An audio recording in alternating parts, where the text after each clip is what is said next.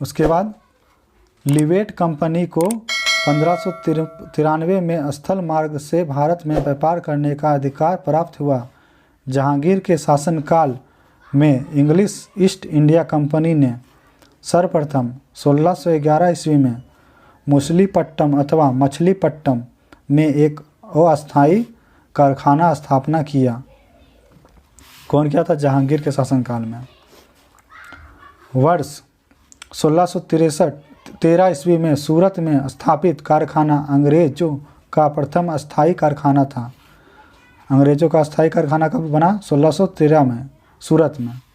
सूरत में डच द्वारा फैक्ट्री 1616 में, जबकि फ्रांसीसियों द्वारा 1668 में स्थापित की गई। डच द्वारा कब किया गया है? 1616 में, और फ्रांसीसियों द्वारा 1668 ईस्वी में।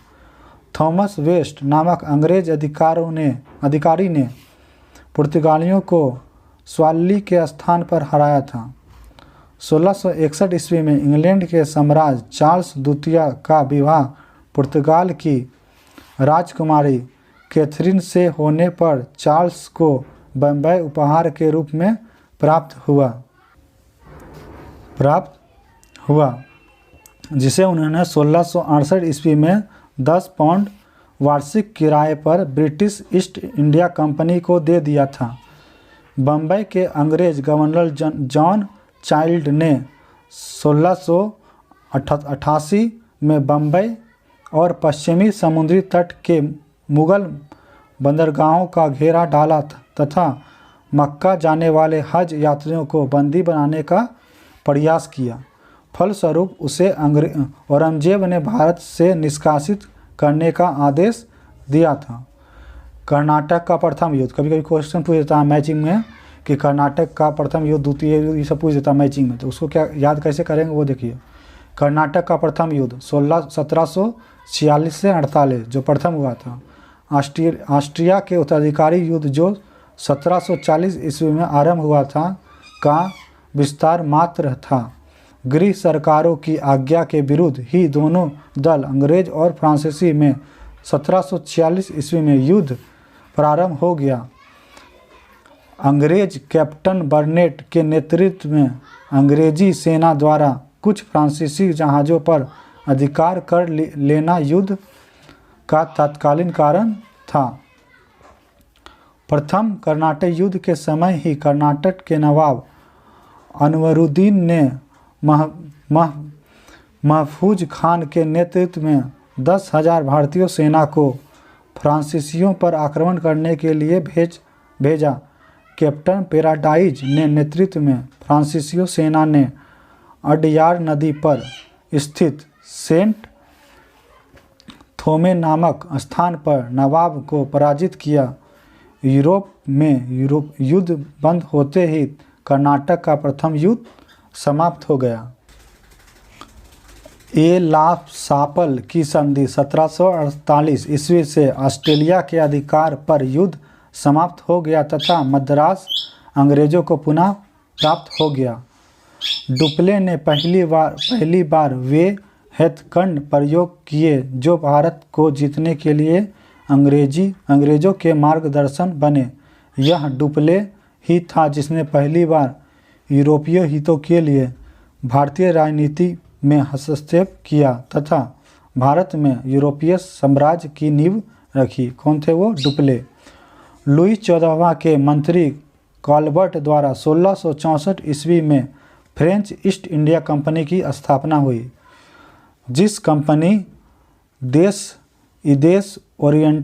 ओरिएंटलेस कहा गया। फ्रांसीसी कंपनी का निर्माण राज्य द्वारा हुआ और राज्य इसका सारा खर्चा देता था। 1767 ईस्वी में फ्रांसिसो केरो के नेतृत्व में एक अभियान दल भारत के लिए रवाना हुआ, जिसने 1668 में सूरत में अपनी पहले व्यापारिक कारखाना की स्थापना की। मरकरा गोलकुंडा के सुल्तान से एक अधिकार पत्र प्राप्त कर 1669 में मछलीपट्टम में दूसरी फ्रांसीसी कोठी स्थापना की गई।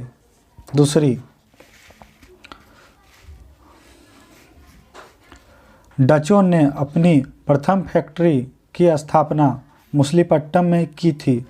डचों की मंगल में पहली कंपनी पिपली में 1627 में स्थापित हुई। इसके कुछ ही दिनों बाद डच पिपली से बालासोर चले गए। तुरंत बंगाल में डचों का अधिकार सही ढंग से 1653 में शुरू हुआ, जब उन्होंने चिनसुरा में अपनी कंपनी स्थापना की। चिनसुरा के डच किले को गुस्तावुस फोर्ट के नाम से जानते थे। क्या नाम रखा गया था? गुस्तावुस फोर्ट के नाम से जानते थे। यूरोपीय वासियों को सर्वोत्तम सोरा और अफीम बिहार से प्राप्त होता था। बीपीएससी में क्वेश्चन पूछा हुआ गया है कि अफीम सबसे ज़्यादा कहाँ प्राप्त होता था? तो बिहार से। अंग्रेजी शासनकाल में बिहार अफीम उत्पादन हेतु प्रसिद्ध था। ये कुछ इसके बाद ये भारत में यूरोपीय शक्ति के आगमन का क्रम इस प्रकार है: पुर्तगीज, डच, अंग्रेज, डेन, फ्रांसीसी। जबकि इसकी कंपनियों की स्थापना वर्ष निम्नलिखित है। तो पहले देखते हैं अस्तांदो द इंडिया पुर्तगाल कंपनी कब आया था? 1498 में स्थापना हुआ था। वेरिंग द ओस्ट इंडियस company Dutch East India company 1602 में। The governor and company of merchant of trading into the East Indies अंग्रेजी ईस्ट इंडिया कंपनी कब आए थे? 1600 में। डेन ईस्ट इंडिया कंपनी इसकी कब हुआ था स्थापना? 1616 में। कंपनी देश इदसे ओरिएंटलेस कब हुआ था? 1664 में। ये कुछ डेट याद रखिएगा आप लोग। फिर देखिए अंग्रेजी शासक काल में बिहार अफीम उत्पादन में प्रसिद्ध था। अभी हम बताए थे जो अफीम सबसे ज़्यादा कहाँ होता है? तो बिहार में ही होता है। क्वेश्चन पूछा भी गया है बीपीएससी में। यूरोपीय वासियों को सर्वोत्तम सोरा और अफीम बिहार से ही प्राप्त होता है। अल्बर्ट के अनुरोध पर 1664 ईस्वी में कंपनी देश इदेश ओरिएंटलेस की स्थापना हुई। उसे ही भारत के फ्रांसीसी कंपनी का संस्थापक माना जाता है। किसको? अल्बर्ट ने। भारत में यूरोपीय शक्तियों के आगमन का क्रम इस प्रकार है। पहले हम बता भी चुके हैं, डच, पुर्तगाल, फिर डच, फिर अंग्रेज, फिर डेन, फिर फ्रांसीसी। तो अभी हम बताए थे कर्नाटक का युद्ध जो बताए थे उसको याद कैसे होगा, उसका क्या क्या कारण था वो देखिए। प्रथम कर्नाटक जो युद्ध हुआ था उसका क्या किसके अंत पर हुआ था? एस ला चेपल की संधि से अंत हुआ था, जो कब बताए थे अभी हम? 1746 से 1748 तक जो हुआ था। दूसरा पहले हम बताए थे। द्वितीय जो कर्नाटक युद्ध हुआ था वो क्या था? वो निर्णायक था, इसका कोई निर्णय नहीं लिया गया था। इसके बाद तीसरा युद्ध हुआ था तृतीय कर्नाटक युद्ध। इसमें क्या था? पेरिस की संधि से अंत हुआ था। इसके बारे में पूरा डिटेल हम लोग पढ़ेंगे बाद में। फिर क्या था? इसके बाद क्या हुआ था? 3 को कर्नाटक युद्ध हुआ था। जब ये कंप्लीट हो गया था फिर क्या हुआ था? प्रथम मैसूर युद्ध हुआ था। उसमें क्या हुआ था? ब्रिटिश की हार हुई थी। ठीक है, ये हम लोग क्या पढ़े हैं अभी? हम लोग यूरोपीय शक्ति का आगमन। इसके बाद हम लोग पढ़ेंगे ईस्ट इंडिया कंपनी और बंगाल के नवाब के बारे में।